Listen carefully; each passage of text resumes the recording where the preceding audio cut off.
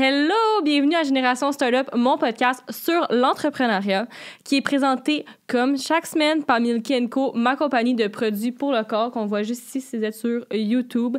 C'est des produits faits à la main ici au Québec. C'est naturel, vegan, tout le kit. Et vous avez le code podcast pour avoir 15% off au www.milkyandco.com. Puis aujourd'hui, sur le podcast, on a Laurence qui est venue nous parler de sa compagnie 20 Compass. Là, je vais juste prendre un petit temps pour vous montrer les produits si vous êtes sur YouTube parce que ça vaut vraiment la peine. Regardez comment le packaging est tellement beau. Fait que, regardez les petites boîtes. OK, je vais juste vous montrer qu'est-ce qu'elle m'a apporté parce qu'elle est trop fine, elle m'a apporté des bijoux. Fait que, premièrement, on a ces petits hoops-là avec des petits papillons beaucoup trop cute. Puis, il n'y a rien qui ternit parce que c'est fait en sterling silver. Après, je les ai mélangés dans le sac, OK. Il y a deux petits colliers, lui avec des petites perles puis des petits trucs de couleur. Tu sais, quand t'es en voyage, trop cute. Et le collier comme ça avec un corps de femme dessus. Fait que pour vrai, gros coup de cœur, tout est full beau. Puis, dans l'épisode, justement, elle nous parle de son parcours parce que ça fait quand même longtemps qu'elle a sa compagnie. C'est depuis 2015 qu'elle a. Elle nous parle de ses aspirations. Elle est tellement sweet. En tout cas, on apprend full. 20 Compass, ils font des bijoux intemporels en termes de qualité et de style. Alors, j'espère que vous allez vraiment apprécier ça comme moi, j'ai apprécié ça. Puis Laurence est vraiment gentille. Elle nous donne le code promo STARTUP pour avoir 15% off sur tout le site au complet, sauf la collection or. Fait que sur ce, bonne écoute et j'espère que vous allez en prendre davantage.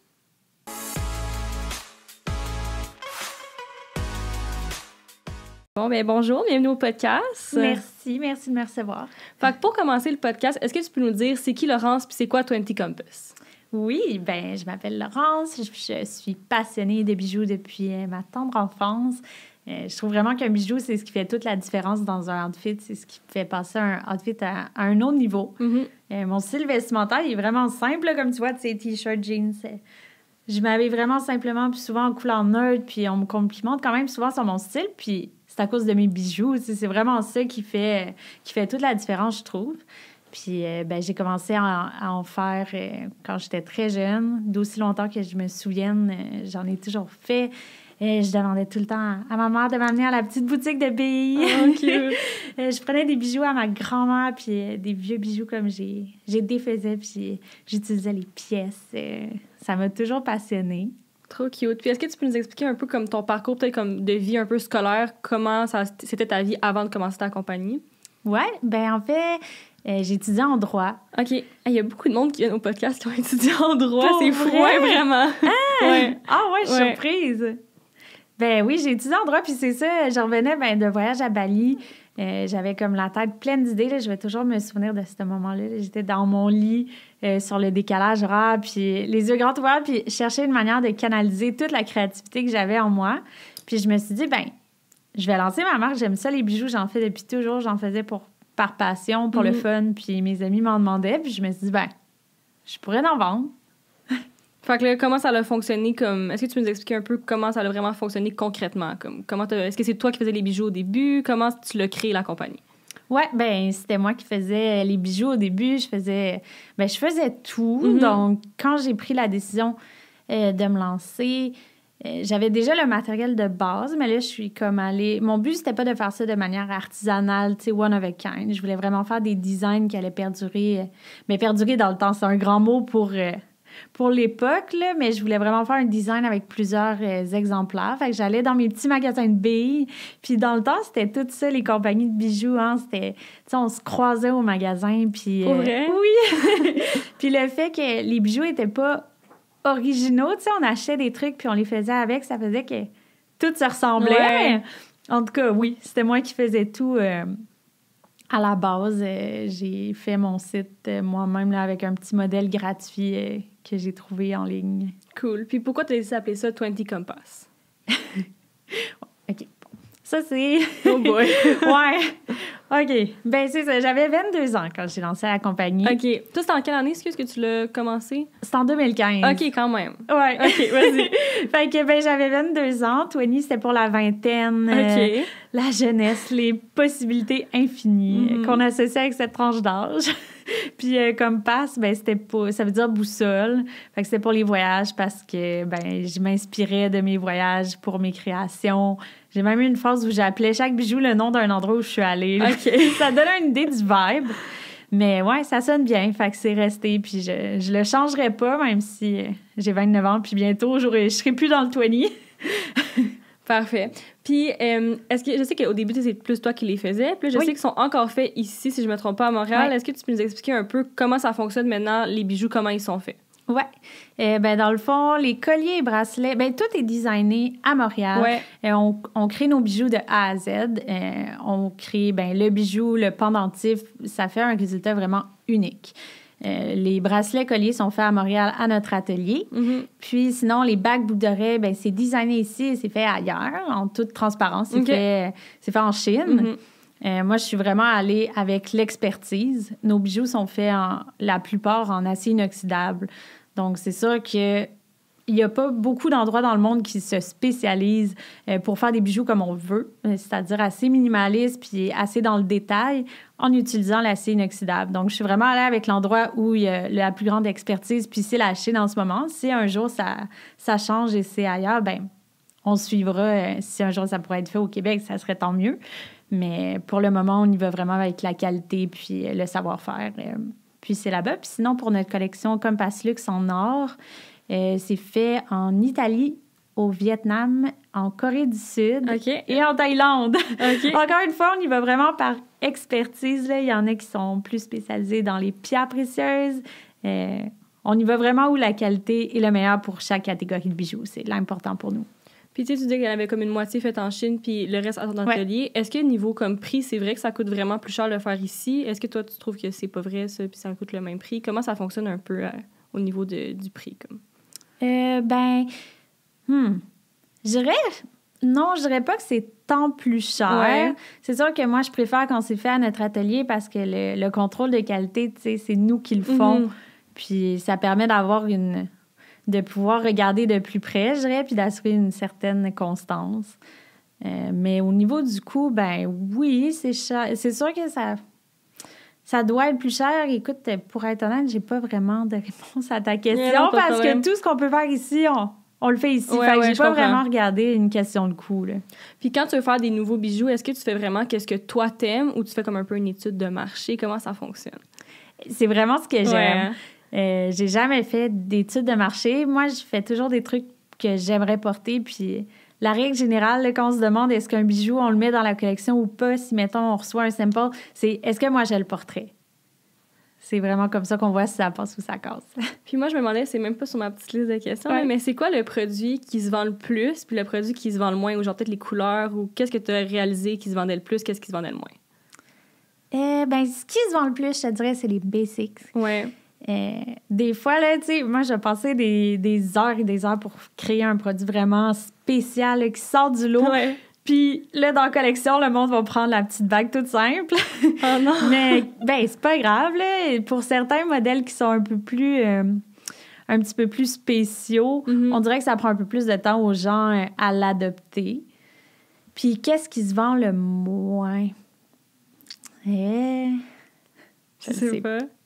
Mais c'est sûr que quand on y va dans les couleurs puis des trucs un peu plus funky, on sait que ça va pas être le top vendeur, mais c'est le fun d'en avoir un peu dans la collection pour avoir de la variété. Super. Puis est-ce que tu as l'air de nous dire, ça l'a coûté combien fonder 20 Compass? Oui. Écoute, ça fait tellement longtemps, j'avais pas de budget, là, je me suis pas dit, je fais un plan d'affaires puis je me crée une entreprise. C'était juste... c'était vraiment par passion, puis pour avoir comme une petite job pendant mes études. Fait que je dirais, j'ai dû dépenser, je sais pas, sûrement pas plus que 200 $, honnêtement. Ouais, là. au début. Ouais, j'étais allée, comme je te disais, là, au petit magasin de billes, puis j'avais le matériel de base pour les faire, puis j'ai juste allé chercher les billes, les présentoirs, le shoot. J'ai fait ça moi-même avec des amis. La honte, il était vraiment... Non, je suis sûre que c'était pas super. Oh mon Dieu! Ouais. Puis est-ce qu'après, t'as comme... Du 200 $, t'as comme réinvesti, genre t'as parti du 200 $, puis ça l'a monté, ou t'as déjà mis un montant ou un investisseur, ou ça a vraiment parti du 200 $? Ça a vraiment parti de ça. Un moment où moi, j'ai vraiment rajouté de l'argent, où on n'a pas d'investisseur, pour le moment, du moins. Mais un moment où j'ai mis de l'argent, c'est en 2019, quand on a lancé Compass Luxe. OK. Les bijoux en or. Ouais. Ça, j'ai investi 24 000 $ de mon argent personnel. Puis Quand même, hein? Oui. Puis 2019, là, c'était pas... sais, c'était pas gros, là, la compagnie, puis j'avais pas plein d'argent de côté, là. J'ai pas mal été all-in parce que je croyais vraiment au projet, puis ben j'ai bien fait parce que ça marche super bien comme Passlix aujourd'hui. Super. Puis, tu sais, ta compagnie, elle existe depuis quand même longtemps. Est-ce que ça a été comme graduel puis organique, comme que ça devienne de plus en plus populaire, ou est-ce qu'il y a vraiment une chose qui a fait que la compagnie, elle a comme blow up? Ben, je dirais que c'est peut-être un mélange de beaucoup de choses. Ouais. Une chose, c'est ça, c'est qu'on a commencé sur Instagram. Ça a été la base un peu de Twin Compass. On faisait beaucoup de gifting à des influenceurs. Mm-hmm. Comment j'ai su un peu quoi faire là, sur Insta? Je regardais des pages que j'aimais. Puis 2015, ça commençait un peu l'Insta. Fait que je reculais. Puis j'allais voir dès le début le feed. Puis je regardais chaque photo, tu sais, le nombre de likes. Ouais. Pour voir, essayer un peu d'attraper les tactiques. Puis, OK, c'est quand il y a des influenceurs qui ont posté qu'il y a plus de likes sur les photos. Donc, ça veut dire que c'est à ce moment-là où ils ont gagné des followers. Ben, je vais essayer d'aller reproduire ce modèle. Fait que je dirais que c'est un peu ça qui nous a fait connaître à la base. Super. Puis en parlant de Instagram, est-ce que tu nous parlais un peu de ta tactique comme marketing pour chaque plateforme, Facebook, tout ça? Oui, bon, ben sur Instagram, on fait beaucoup d'organique, puis on fait aussi du paid. On fait de l'organique et du paid sur chaque plateforme, en fait. Sur Instagram, là, avec les influenceurs, on fait beaucoup de gifting. OK. À la base, c'est ça qu'on faisait parce qu'on avait juste peu de budget. Puis aujourd'hui, on le fait parce que moi, je trouve que ce qui marche en ce moment, on a fait beaucoup de partenariats rémunérés. Ça a vraiment marché à un certain point. Ouais. Mais je trouve qu'aujourd'hui, c'est pas vraiment ça qui accroche. Mm-hmm. Je trouve que ce qui performe, c'est quand une personne va en parler de manière très organique, très authentique. Mm-hmm. Donc, si on fait un gifting puis la personne décide d'en parler à ses abonnés, c'est qu'elle les a vraiment aimés, puis ça paraît.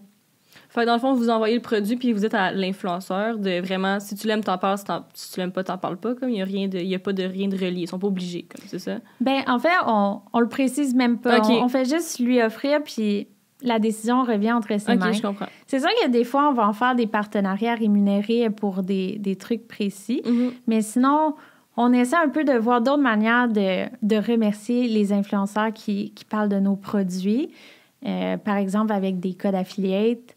Ça, c'est comme win-win parce que... Est-ce que tu veux expliquer un petit peu c'est quoi pour eux qui savent pas c'est quoi les codes affiliates? Oui, bon, ben dans le fond, le code affiliate, c'est soit un lien ou un code promo qu'on donne à l'influenceur.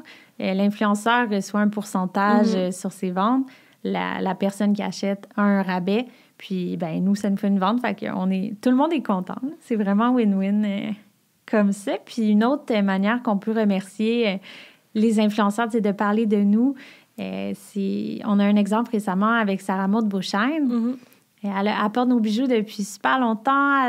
On voit qu'elle les porte, elle en parle, on les voit sur ses outfits. C'est très authentique, son intérêt pour la marque. Fait qu'on a décidé de faire une collection avec elle. On a designé la collection ensemble, on l'a lancée, puis évidemment, elle est rémunérée pour les ventes de ses produits qu'elle a imaginés. C'est cool, ça. Oui, ça fait une autre manière de la remercier de son intérêt, puis c'est très, très organique comme forme de marketing, je trouve. Puis par mois, tu penses que vous envoyez à combien d'influenceurs du gifting? Est-ce qu'il y a comme un nombre ou c'est juste si vous trouvez quelqu'un que vous aimez puis là, vous l'envoyez? Moi, ça dépend vraiment. Mm-hmm. Il y a des membres de notre équipe qui font de la recherche d'influenceurs. Et moi, quand j'envoie le screenshot tout le temps, puis j'envoie ça à mes collègues, fait qu'il n'y a pas vraiment un nombre. On essaie d'en faire... on a un budget alloué au gifting. C'est quand même important de calculer cette dépense, je trouve. Donc, oui, parce que c'est pas gratuit, tu sais, le produit, il coûte quelque chose à l'entreprise. On dirait que le monde, il l'oublie, ça. Le shipping aussi, tu sais. Exact. Ça coûte cher quand même. Oui, fait que ça, c'est sûr qu'on a un budget alloué à ça, puis on keep track. Mais non, il n'y a pas un nombre exact qu'on respecte d'influenceurs à qui on envoie par mois, exemple. Puis du côté plus organique de Instagram, à part le gifting, c'est quoi votre stratégie un petit peu? Est-ce que c'est juste mettre des belles photos puis c'est comme une vitrine ou vous avez une tactique? Ça change tellement vite, là, la plateforme. On essaie de s'adapter. On essaie de donner du contenu quand même qui est informatif, qui est inspirant à notre communauté. Pas juste poster pour poster. On essaie toujours qu'il y ait un meaning derrière ça. Puis même chose sur les autres réseaux sociaux qu'on essaie d'exploiter. Mais on dirait que c'est toujours s'informer, là. Puis est-ce que vous faites des pubs comme Facebook, Instagram que vous payez ou c'est juste organique, vous? Ouais, on fait des pubs. On fait des pubs Facebook, Instagram, Pinterest aussi. OK, ouais. Pinterest, on fait un peu d'organique, puis on fait du paid. Les photos, tu sais, comme esthétiques, là, comme tu disais tantôt, c'est... Tu sais, on se force pas pour le faire, Twin Compass, c'est juste naturellement ça qu'on fait, puis vers ça qu'on veut. Puis là, on dirait que ça devient de moins en moins la tendance sur certains réseaux sociaux, mais on fait pas exprès, genre, c'est ça qu'on aime, mais sur Pinterest, c'est comme encore ça. Fait que ça marche super bien pour nous là-dessus. Puis est-ce que c'est vous qui le faites in-house ou vous avez une agence qui fait vos pubs? C'est in-house. On a déjà eu une agence, mais on a ramené ça à l'interne. Cool. Puis est-ce que vous êtes sur TikTok? Oui. Oui. On essaye du mieux qu'on peut de percer. On a de la misère, honnêtement. On n'est pas viral encore. OK. Mais cette semaine, on a engagé une TikTok manager.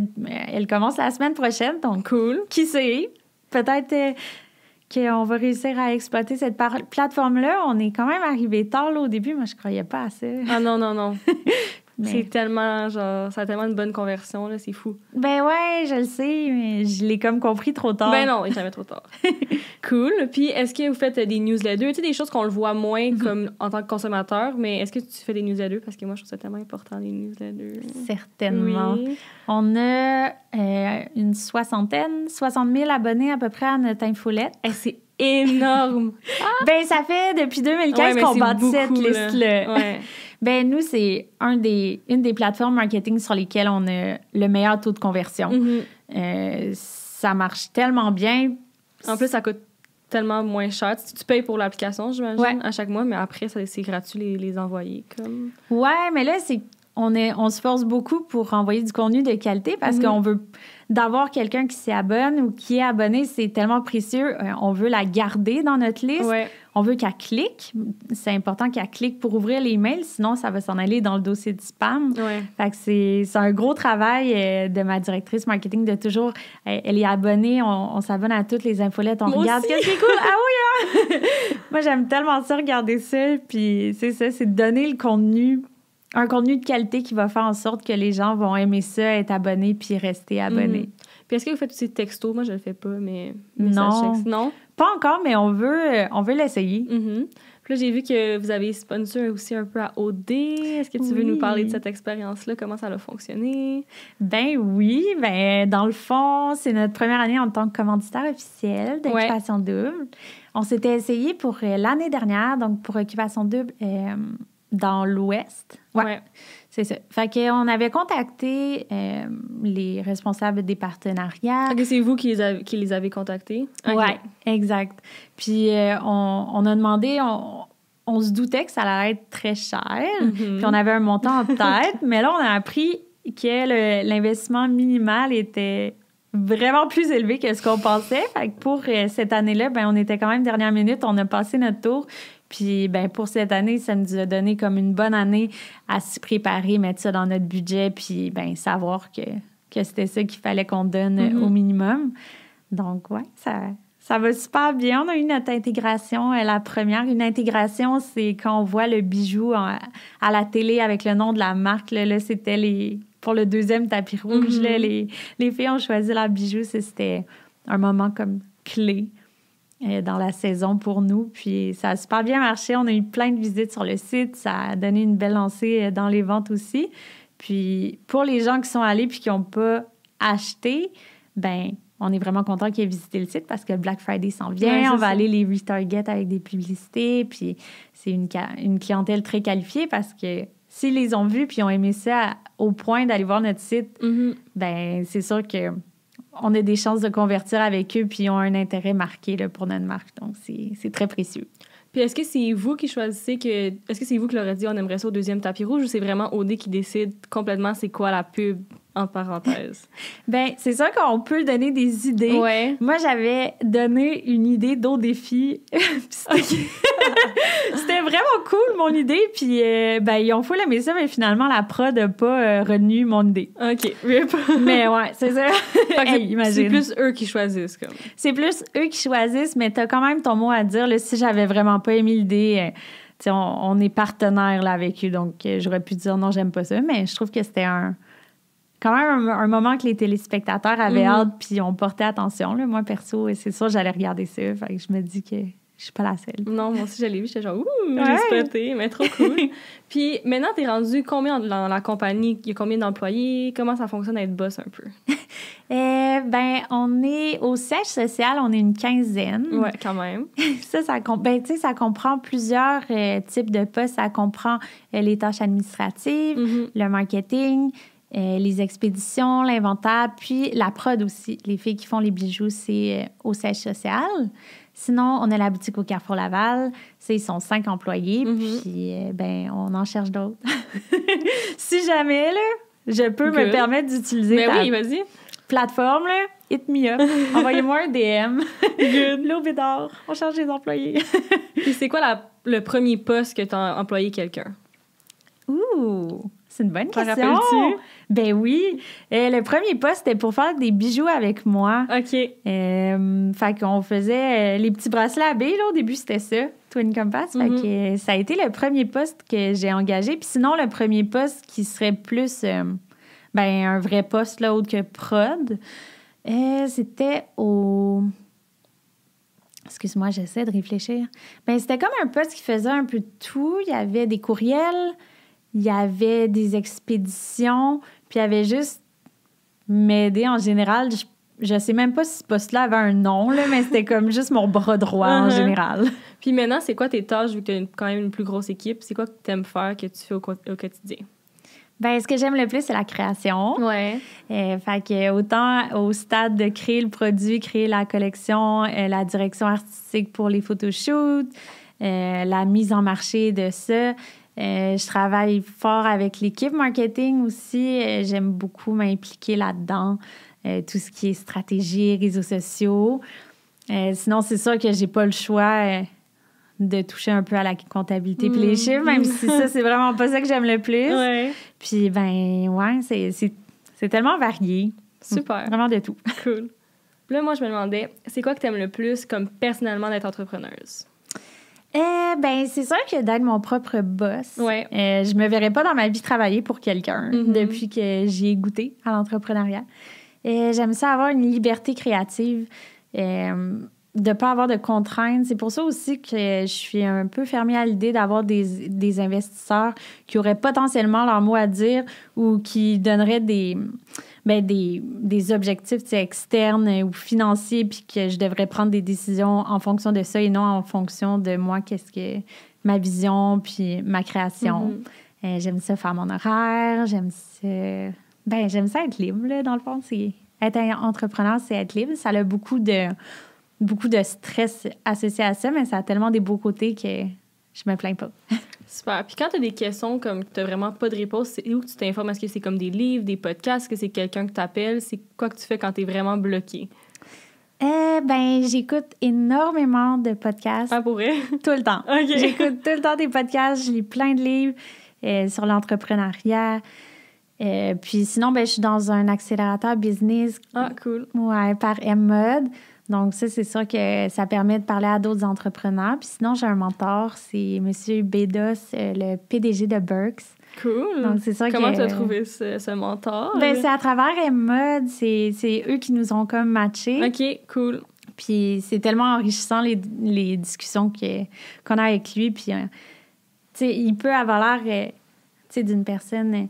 je l'admire beaucoup, mais il est tellement généreux de son temps puis de ses conseils que c'est pas gênant puis c'est pas intimidant de lui poser les questions puis de lui dire les vraies affaires, tu sais.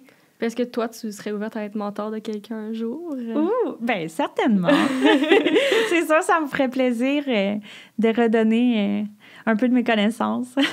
Cool. Puis là, on a parlé beaucoup de la partie comme e-commerce de ta compagnie, mais je sais que tu es dans des points de vente. Est-ce que tu peux nous dire un peu c'est qui tes gros points de vente? Comment tu es rentrée? C'était quoi ton premier point de vente? Comment ça fonctionne, tout ça?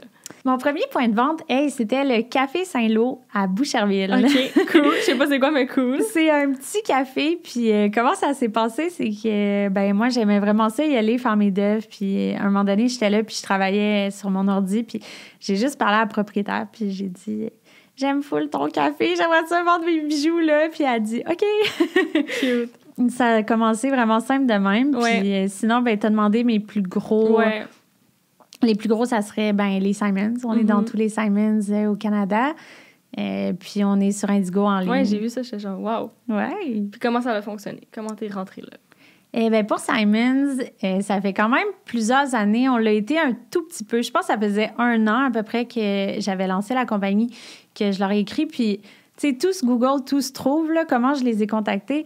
Je suis allée sur le site du Simons, la page Contactez-nous, la même page que tu écrirais si tu as un retard dans ta commande ou quoi de même. Puis j'ai écrit « Allô, j'ai une compagnie de bijoux, j'aimerais vraiment avoir le contact de l'acheteuse responsable des accessoires. » Ils m'ont donné son courriel. Je lui ai écrit, puis étonnamment, elle m'a répondu. Ouais, j'étais dans tous mes états. Puis, je suis allée la rencontrer, j'ai présenté, mais dans ce temps-là, tu sais, c'était des bracelets à billes. La qualité n'était pas encore ce qu'elle est aujourd'hui, puis, tu sais, les designs non plus. Elle les a pris, ils ont été en vente, il y a eu comme juste un repeat, puis ensuite, ils ont arrêté de prendre les collections. Puis, je sais pas, j'ai juste comme arrêté de leur envoyer mes catalogues. Mais il y a 1 an ou 2, attends, là, je pense qu'il y a 2 ans, aujourd'hui, elle m'a relancée. Puis là, c'est elle qui m'a contactée puis qui a dit on serait intéressé à recommencer à parler avec Twin Compass puis à peut-être réintégrer. Tu sais, la brand avait full évolué depuis. Donc, on s'est rencontrés, puis ça va vraiment bien depuis. On a même une collection exclusive Twin Compass Simons qui vient de sortir.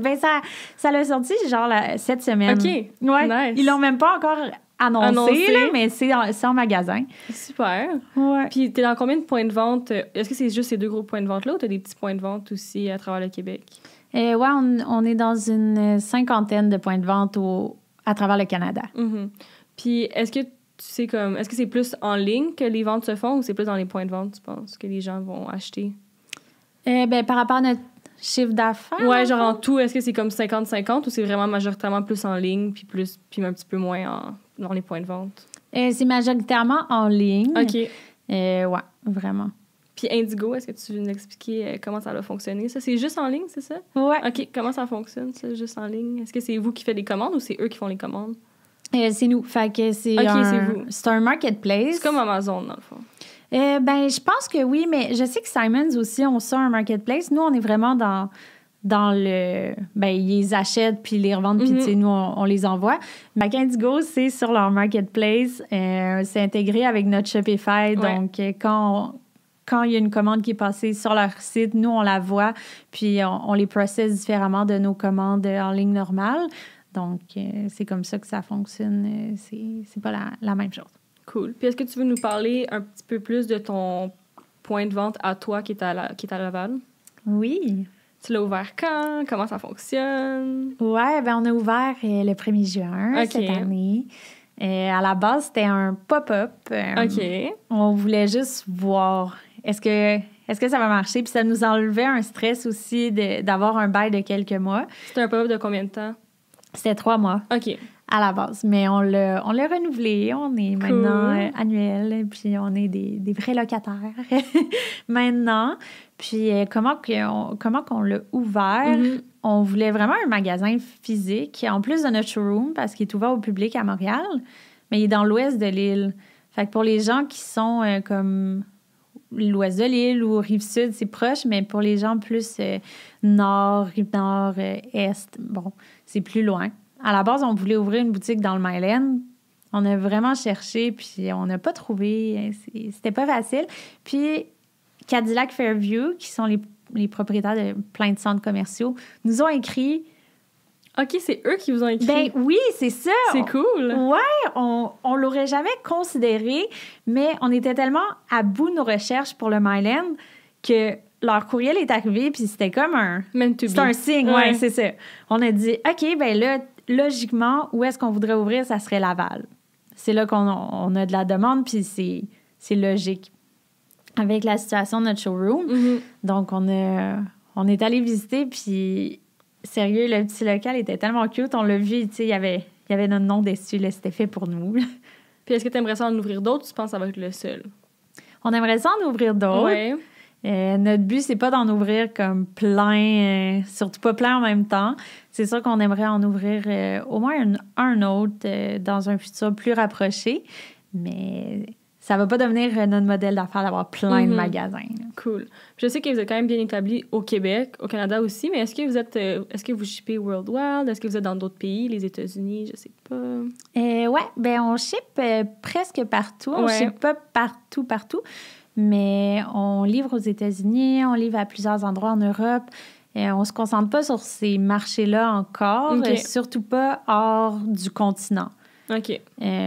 On fait un peu d'influenceurs, on fait des giftings à des influenceurs américaines, Mhm.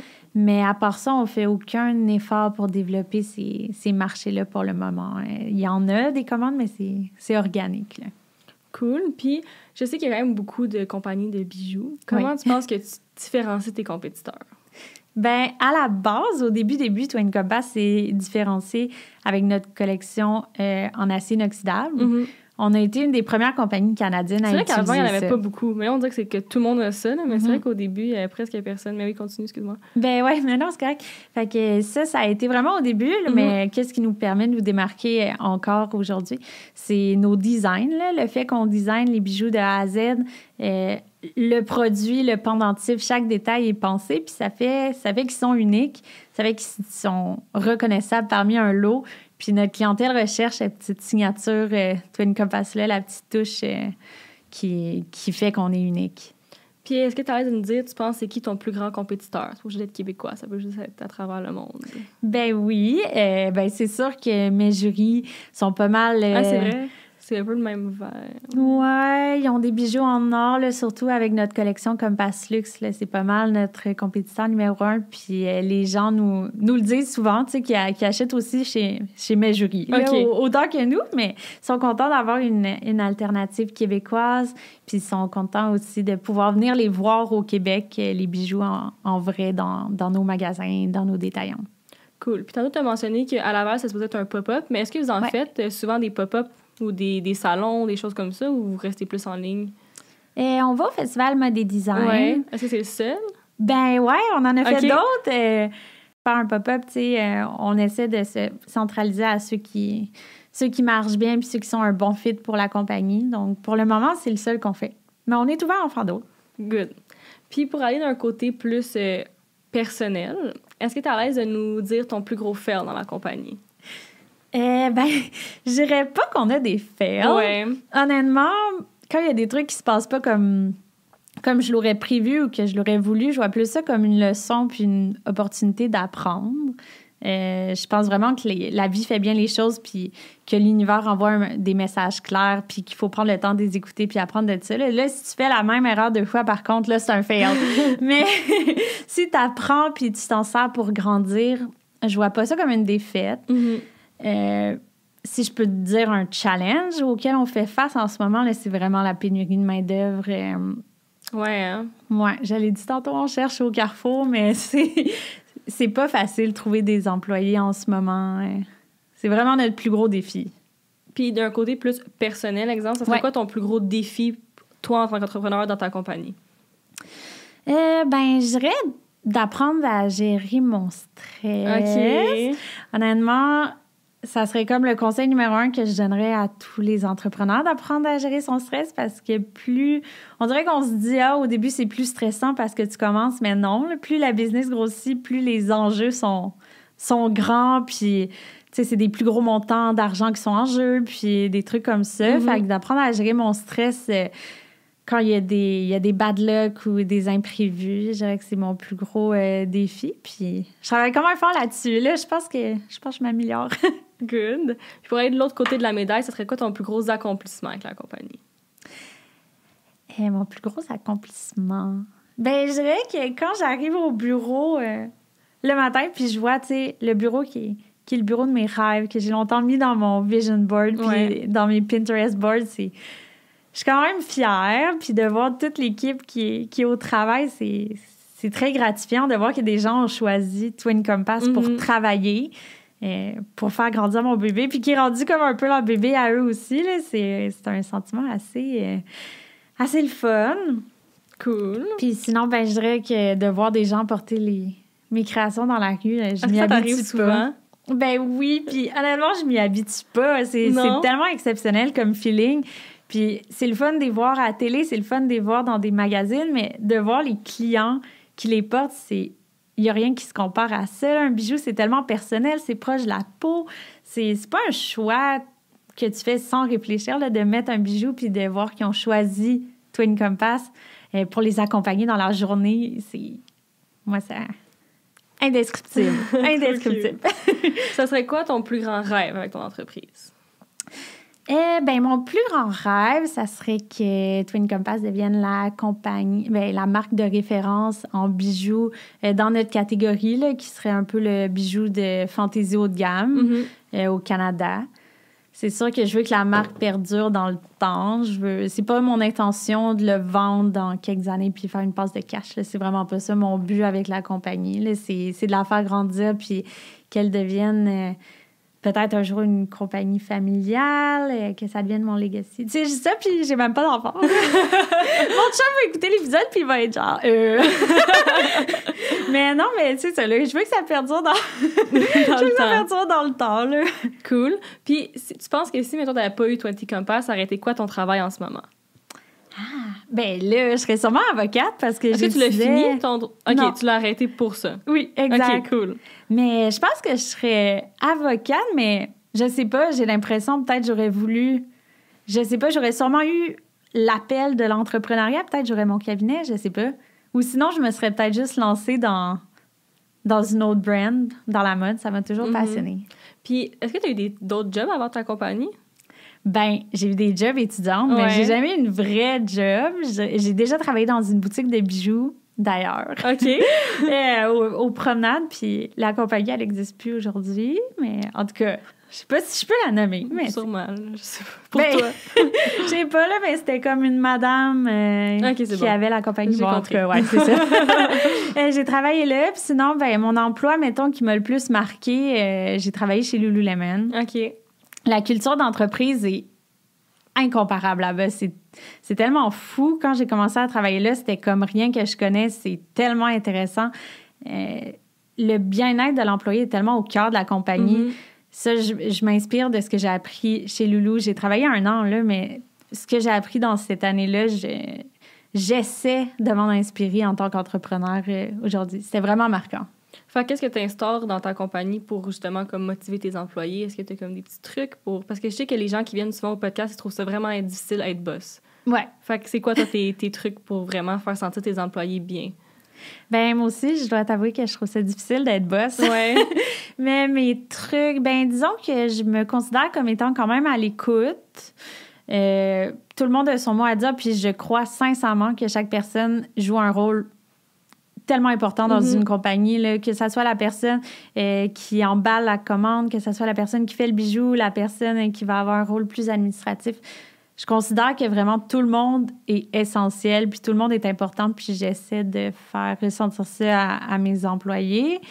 Là, j'ai dit mes employés, mais c'est rare que j'utilise ça. Je dis plus mon équipe, puis je nous vois vraiment comme des égaux.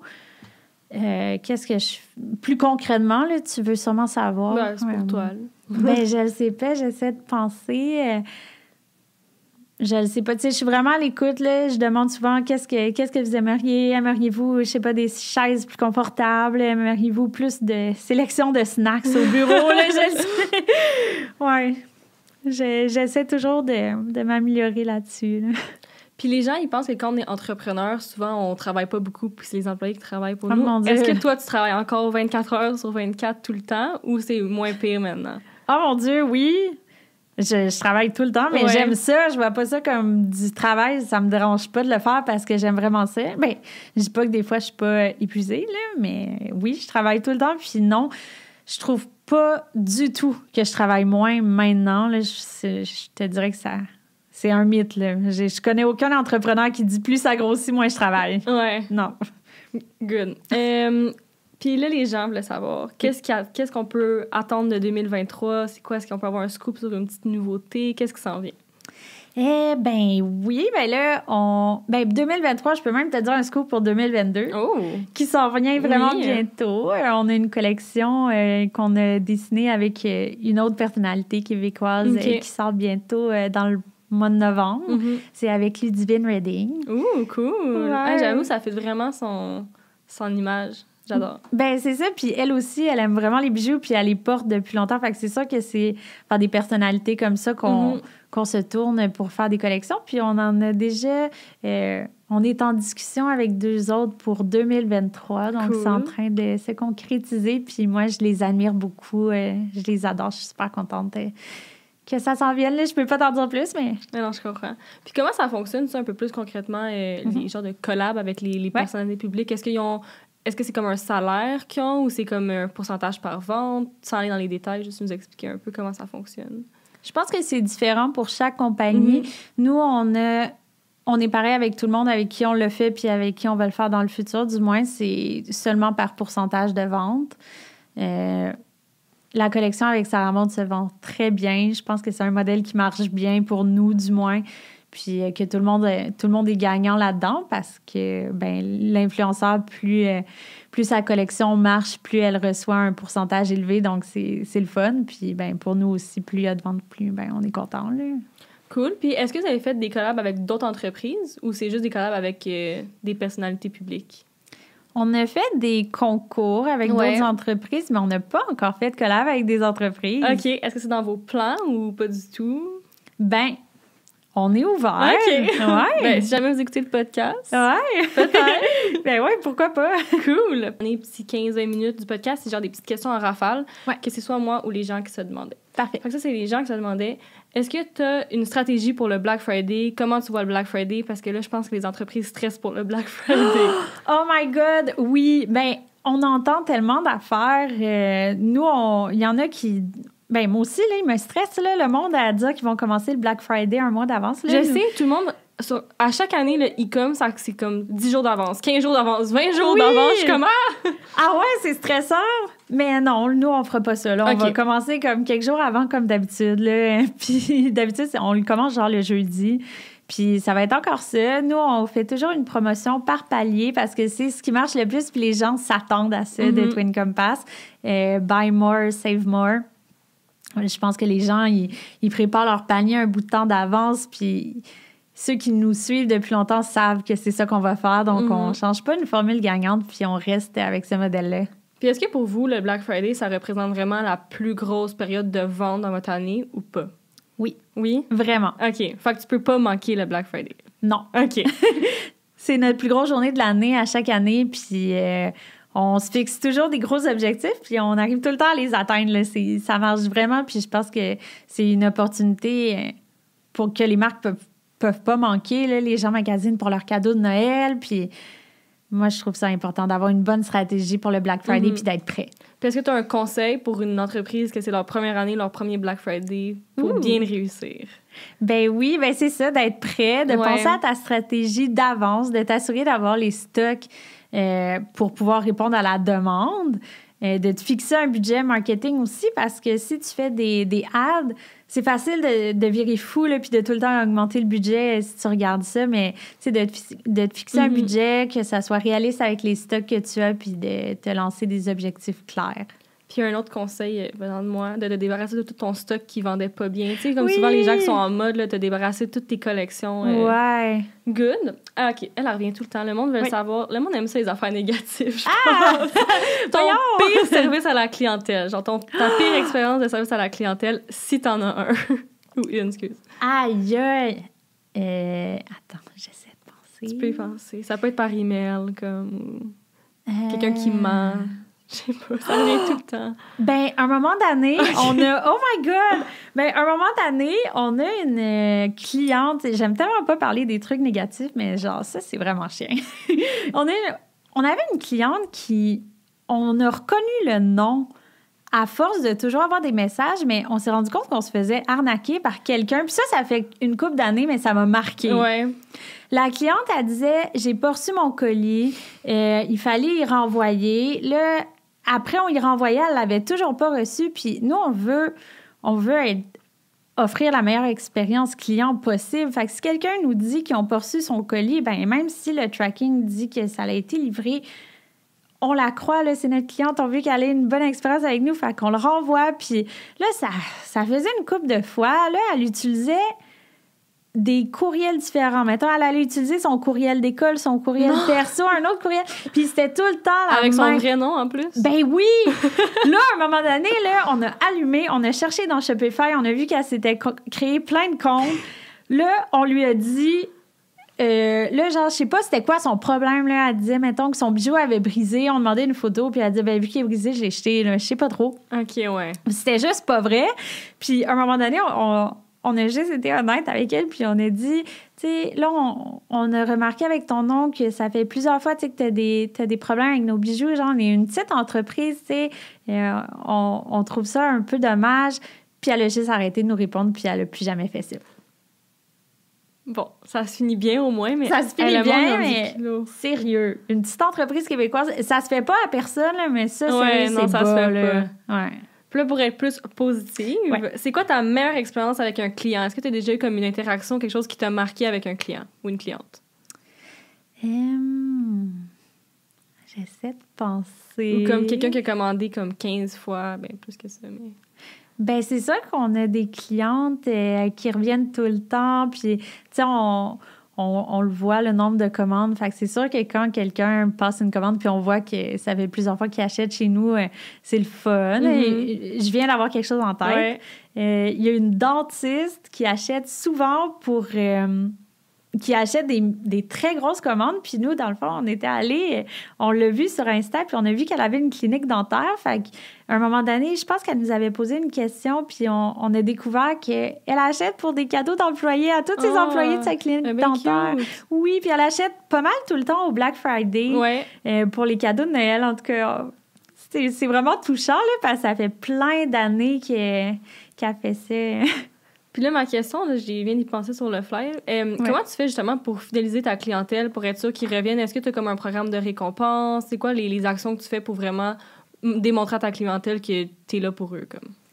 On n'a pas vraiment on n'a pas de programme de points ou de trucs comme ça. Parfois, on va envoyer un courriel comme « We haven't seen you in a while », tu sais, juste pour leur dire, tu sais, ça fait longtemps que tu n'as pas acheté, genre si tu aimerais ajouter un bijou à ta collection, tu sais, voici un petit rabais, par exemple.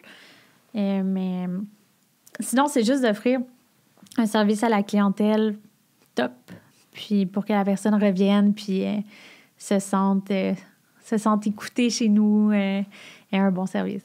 Super. Prochaine question. Ah oui, ça, c'est les gens sur Instagram.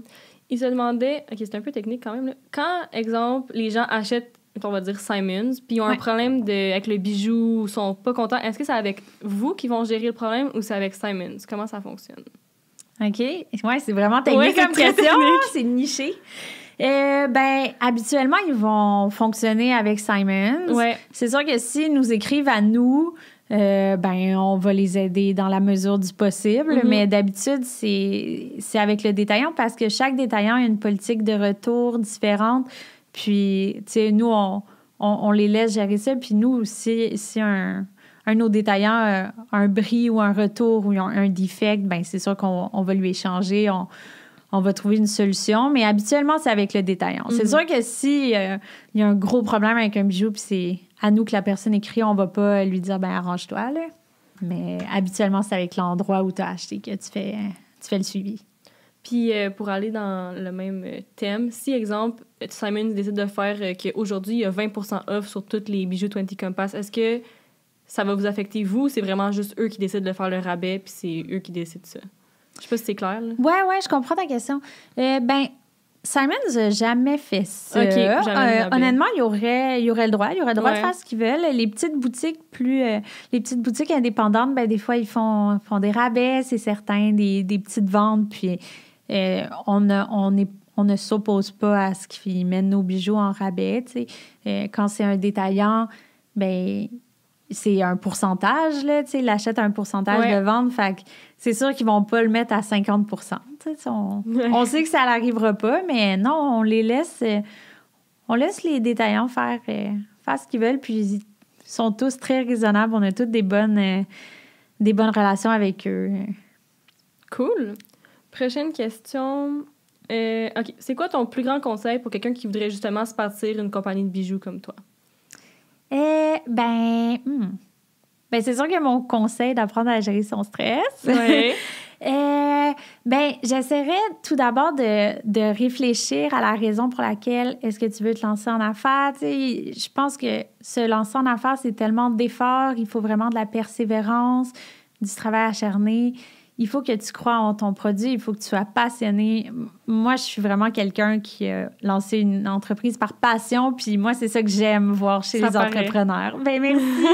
Mais j'aime ça, voir la passion. Fait que quelqu'un qui veut juste se lancer en affaires pour comme faire une passe de cash ou je sais pas trop, moi, ça me rejoint pas. Puis je me dis que t'as pas grand chance de réussir si tu crois pas à ton produit. Tu vas pas vouloir mettre les efforts puis tout. Surtout que si t'es pas passionné par ton produit, tu t'aimes tellement vite parce que c'est tellement difficile, je trouve, l'entrepreneuriat. Si tu prends un produit juste pour faire de l'argent, mais t'aimes pas le produit, c'est difficile de vendre quelque chose que t'aimes pas, là. Ben certainement. Puis ben c'est ça. Si la réponse à la question est oui, t'es passionné par ton produit, ben persévérance tout le temps. C'est normal d'avoir des refus, c'est normal d'avoir des non. Tantôt, on a parlé de Simon, ça a marché du premier coup, mais il y a d'autres points de vente là, qu'on s'est essayé. On leur a écrit une couple de fois avant d'avoir un oui. Puis, c'est ça, j'ai jamais lâché. Good. Prochaine question. OK. Ça serait quoi une ou un entrepreneur que t'aimes beaucoup, comme, que tu vois comme sur dans les étoiles, exemple, qui t'inspire? Oh my God! J'ai ça, cette question-là. Tu dois avoir un nom, parce que moi, je me rappelle jamais les noms de personnes, mais peut-être une compagnie peut-être qui t'inspire beaucoup. T'es pas obligé d'en avoir, hein? Il y en a tellement. Ben moi, j'adore suivre Set Active. Ouais. Ben la propriétaire a un podcast aussi que j'écoute. Puis moi, je trouve ça super inspirant. Elle est tellement proche de sa communauté. Puis ça paraît, elle aussi, qui est passionnée par ce qu'elle fait. Puis elle va beaucoup s'écouter, je trouve. Elle va pas...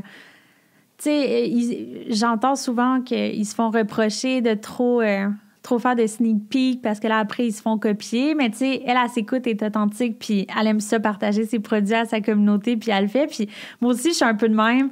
Fait que, ouais, je dirais peut-être Lindsay. Good. Les gens veulent savoir, est-ce que tu trouves que c'est plus difficile d'être une femme en affaires qu'être un homme en affaires, ou toi, t'as jamais remarqué ça dans ton parcours entrepreneurial? Ben, je le sais pas parce que je sais pas c'est quoi être un homme en affaires. Ouais. Mais t'as jamais vécu comme de sexisme ou de discrimination? Honnêtement, non, mais je pense que ça a le rapport avec le domaine dans lequel on est. Tu sais, on est dans la mode, on est dans le bijou, il y a beaucoup de femmes. Tu sais, les acheteuses des magasins, c'est principalement des femmes. Donc, je suis beaucoup amenée à travailler avec d'autres femmes. Donc, je pense que solidarité féminine, ça joue un peu à mon avantage, je sais pas. Good. Prochaine question. Si tu avais comme exemple 100 000 $ qui tombaient du ciel, que tu devais pas rembourser rien, qu'est-ce que tu ferais avec cet argent-là? Ouh, c'est le fun. Ça serait bien nice. Ben, c'est sûr qu'on a plein de projets qui s'en viennent avec cet argent-là. Ben, rapidement, là, je te dirais qu'on prendrait sûrement un pourcentage pour ouvrir une nouvelle boutique. Sinon, on s'attaquerait au marché du Canada anglais. Vraiment, on veut développer ce marché-là. C'est quelque chose qu'on veut faire en 2023. On a déjà commencé notre plan pour ça. Donc, c'est sûr qu'on mettrait ça en branle peut-être plus vite que prévu. Good. Quelqu'un voulait savoir, ça prend combien de temps développer un bijou puis qu'il soit vraiment sur votre site web? C'est quoi le processus? Ben, c'est vraiment long, honnêtement, ça dépend. Fait que, ben, si je peux partir du début, au début, il va y avoir mon idée, le premier croquis. C'est moi qui les dessine, mais j'ai aussi une collègue qui dessine avec moi. Moi, je fais ce qui est un peu plus simple. Puis si c'est un truc comme, on a des breloques qui est tu sais, un papillon qui est comme en 3 laser cut. Là, en tout cas, il est dans ton petit sac. Là, on pourra le montrer. Mais ça, c'est plus difficile. Ça, c'est ma collègue qui le fait. Moi, je demande, puis elle la dessine. En tout cas, bref. Fait que là, une fois qu'on a le design premier, on l'envoie au fournisseur. Chaque fournisseur est spécialisé un peu dans quelque chose. Fait que quand j'ai un design, je sais exactement qui je veux qui s'occupe de la production. Donc, au début, ils vont faire un modèle 3D. Quand je l'approuve, on fait le moule. Donc, il y a un coût à payer pour créer notre moule qui va être à nous chez ce fournisseur-là. OK. Une fois qu'il y a le moule, il y a un sample. Pour faire le moule et le sample, ça va être entre 30 et 60 jours, dépendamment qui est le fournisseur, puis la complexité du design. Si c'est quelque chose qui part de zéro, ça va être un peu plus long, mais si c'est, par exemple, une modification de quelque chose qu'on a déjà, ça va être un peu plus court. Ensuite, on reçoit le sample. Est-ce qu'il y a des tweaks à faire? Est-ce qu'on refait le moule? Est-ce qu'on fait des changements? Des fois aussi, on le reçoit, puis je suis comme, non, il n'y a rien à faire. C'est laid. Non. OK. Next. Mais ouais, des fois, il y a beaucoup de back and forth. Quand ça arrive le premier essai, puis c'est parfait, ben c'est bien le fun. Quand on arrive à ce produit final-là, on lance la production. Donc ça, c'est un autre 30 à 60 jours. Donc, je dirais, quand tout se passe bien, ça va être entre 2 et 4 mois. OK, quand même. Pour l'élaboration du produit. Ouais. Cool. Puis, je sais que quand tu fais affaire en Chine ou juste à l'étranger, t'es moins protégé. Est-ce que ça t'est déjà arrivé qu'un fournisseur copie votre design pour un autre de ses compagnies qui travaillent avec lui ou jamais?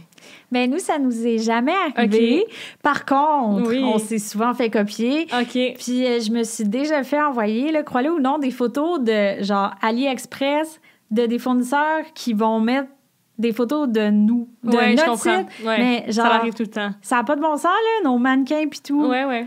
Ouais, moi, ça m'a choqué la première fois que quelqu'un m'a envoyé ça. J'étais dans tous mes états. Mais non, nos fournisseurs, on a des bonnes relations avec eux, puis ça nous est jamais arrivé de se faire lancer un couteau comme ça. Puis est-ce que tu t'es déjà fait copier par une autre entreprise comme québécoise? Puis qu'est-ce que ça te fait dans ce temps-là? Est-ce que tu fais juste ignorer ou tu prends action? Combien de fois? Ça serait plus ça la question, là. Honnêtement, vraiment, vraiment souvent. Mm-hmm. Puis est-ce que je prends action? Non. Il y a une fois où j'ai speak up en story parce... Pas vrai? Ben, c'est parce que quand c'est une autre petite compagnie, ben... C'est sûr que ça me fait de quoi, mais je me dis, tu sais, il y en a toujours eu, il y en aura toujours. Tu sais... Moi, je crois vraiment au karma, puis moi, je do good. Fait que, tu sais, je fais mes affaires, puis eux, ben, il arrivera ce qui arrivera. Mais à un moment donné, je marchais dans un centre d'achat, puis j'ai vu dans une vitrine un ensemble de colliers. Les 3 colliers, on les vend en 7. Non. Les 3 mêmes colliers. Puis c'est des modèles qu'on a depuis des années que j'ai designés. J'ai vu, honnêtement, la vitrine, puis j'ai fait « Hein? C'est notre point de vente, c'est quoi? » Puis là, j'ai regardé, puis j'étais genre, non, c'est pas notre point de vente, c'est une grosse chaîne. Une grosse chaîne québécoise. Là, j'ai pas pu m'empêcher de faire des stories puis sur mon compte perso. Puis ça l'a bien fini, honnêtement. La compagnie a été très réactive. La responsable des réseaux sociaux a parlé avec leur acheteuse. Ça s'est bien fini. Ça m'a fait de la peine. Mm-hmm. Mais comme... On en a discuté, mais non, habituellement, je prends pas action, comme je laisse la vie faire les choses. Là. Super. Après, OK, ça, c'était très précis aussi. Mais c'est quelqu'un qui a un salon d'esthétique puis qui aimerait ça, exemple, commander tes bijoux. Oui. Est-ce que, tu voudrais, puis deuxièmement, c'est quoi la quantité minimum? Cute! Bien là, premièrement, quand on reçoit une demande pour un détaillant, on a quelques trucs qu'on évalue avant de donner une réponse. Premièrement, c'est la situation géographique. Est-ce que c'est proche d'un autre de nos points de vente? On ne voudrait pas en avoir 2 à côté. Puis ensuite, on regarde est-ce que c'est un bon fit pour Twin Compass au niveau de l'image, au niveau des autres marques qui sont vendues. Ça nous mène à prendre des décisions un peu crève-cœur parce que c'est sûr que moi, je voudrais encourager tous les entrepreneurs puis vendre partout, mais on peut juste pas se le permettre pour préserver notre image, notre identité, etc. Puis juste, pas qu'il y ait trop de compétition quand il y en a 2, un à côté de l'autre, c'est pas le fun pour personne. Donc ça, c'est un peu nos critères pour devenir un point de vente. Puis la commande minimale, honnêtement, tu sais, ça peut s'arranger. Ça dépend si c'est un gros salon, un petit salon, mais tu sais, qu'elle envoie un courriel, puis je pense que ma collègue qui est en charge du wholesale va pouvoir discuter avec elle, puis si le fit est bon, on va trouver un arrangement. Cool! Puis, les gens voulaient savoir si tu étais intéressée de faire une émission comme Les Dragons ou quelque chose du genre, ou c'est pas dans tes plans? Non, c'est pas vraiment dans mes plans. Et pour vrai, comme je t'ai dit tantôt, je cherche pas d'investisseurs. Si je le faisais, ça serait peut-être juste pour la visibilité. Ouais, mais c'est pas dans mes plans, en tout cas. Super. Prochaine question. J'ai vraiment des questions de tout genre. OK. Si c'était pas une question de stratégie ou d'argent, est-ce que tu aimerais ça faire un autre produit sur ton magasin qui était pas des bijoux? Ah, ben oui. Ouais, ça serait quoi? On a déjà lancé un peu de merch cette année. OK. Puis on a lancé des petites trousses. On a un étui à bijoux, un coffret à bijoux qu'on a depuis comme 1 an. Puis sinon, cette année, on a lancé des trousses. Moi, à chaque fois que je lance un produit, c'est parce que moi, j'en ai besoin. Puis je trouvais qu'il y avait... Les trousses qu'on retrouve sont tout le temps trop petites. J'ai tellement d'affaires à amener, on dirait, que j'ai décidé de faire des grosses trousses. Fait que on en a fait cet été. On pensait que ça allait être, tu sais, comme juste pour... juste genre un one-time thing. Ouais. Mais finalement, ça a tellement vendu. Là, on a sorti un autre pour là, le temps des fêtes. Puis on en a des... On va en sortir d'autres modèles. Fait en tout cas, je sais pas si ça répond à ta question, mais sinon... je sais pas, des petits produits complémentaires. Des fois, j'en sors. Je sais que ça... Tu sais, ça dilue un peu la marque. Là. Je voudrais pas comme lancer une grande ligne d'accessoires autres que bijoux, mais je m'empêche pas d'avoir du fun un peu avec d'autres produits quand l'inspiration est là. Super. Prochaine question, c'est encore un petit peu négatif. Elle revient à chaque podcast aussi. OK. Est-ce que tu as eu une mauvaise expérience avec un influenceur, sans nous dire c'est qui, juste? Est-ce que ça t'est déjà arrivé d'avoir une mauvaise expérience? Ben, je sais pas si j'appellerais ça une mauvaise expérience, mais dans le fond, quand on écrit aux influenceurs pour leur offrir de leur envoyer des bijoux, ça nous est déjà arrivé de nous faire répondre des réponses très sèches, puis OK, vous donnez combien? OK.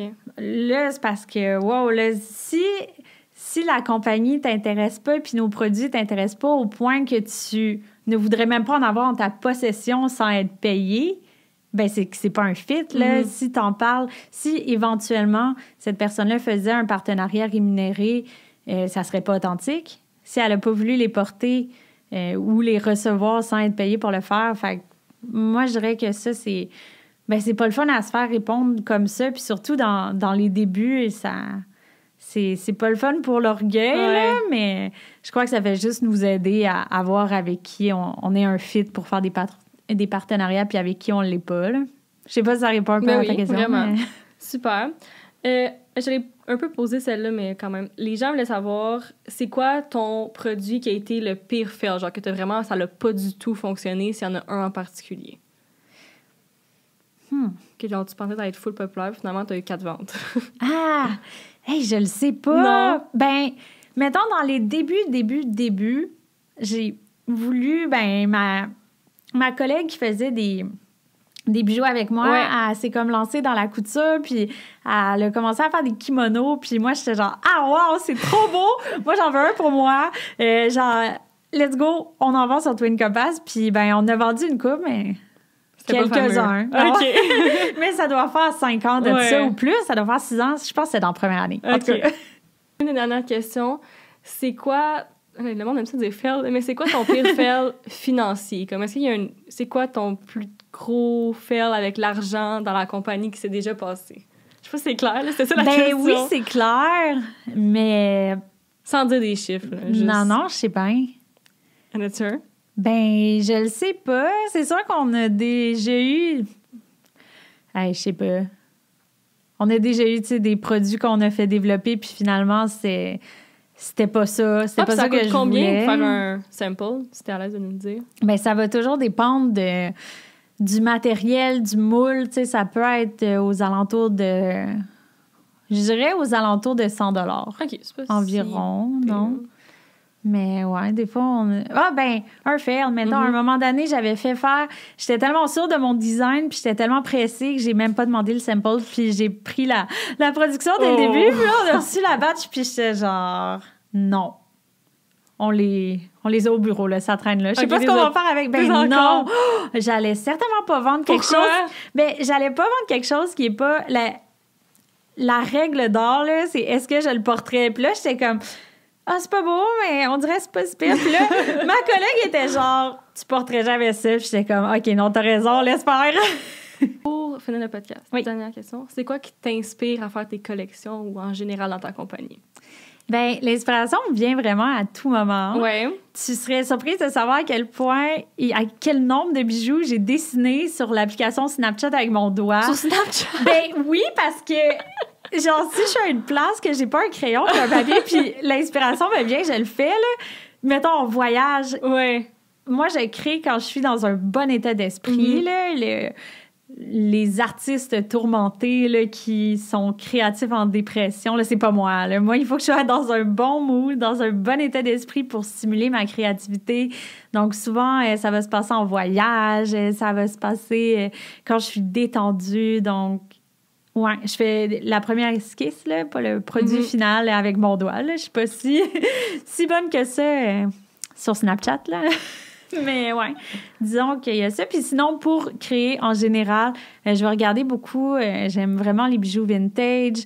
Je regarde des revues, des magazines. Je regarde beaucoup dans la rue qu'est-ce que les gens portent puis ce qui se fait ailleurs. J'aime ça quand je suis en voyage, là, vraiment regarder le style des gens. C'est vraiment les gens qui m'inspirent. Puis ben, les voyages, quand on était en pandémie, j'ai dû me trouver d'autres manières de m'inspirer avec les réseaux sociaux, entre autres. Mais... En plus, je sais dans la question, imagine. Oui, vas-y. Est-ce que le COVID, ça vous a impacté, justement, négativement ou positivement, ou pas rien du tout? Ah, positivement. Ah ouais? Comment ça? Ouais. Ben, je te dirais que la première semaine, là, ça a été vraiment paniquant. Puis là, il y a comme eu une couple de jours où le monde, comme... Non, tout le monde était en panique. Tout le monde était en panique, personne n'achetait. Pensait pas acheter, je pense. Non, c'est ça. Fait que ça a été assez stressant, mais finalement... Au Québec, ça s'est tellement tourné en un truc positif pour les petites entreprises, je trouve. Tout le monde a voulu encourager l'achat local. Fait que nous, on a une belle croissance en ligne liée à cette période-là. Super. Ouais. Ben, merci beaucoup d'être venu au podcast. C'était super intéressant. Ben, merci à toi. Fait que, est-ce que tu peux nous dire c'est quoi tes handles de réseaux sociaux pour que les gens puissent trouver 20 Compass? Oui, bon, ben, à commercial 20 Compass. Ouais. Sur Instagram, TikTok, Pinterest, partout. Puis moi, c'est Lo Bédard. Super, ben merci beaucoup. Puis à la semaine prochaine.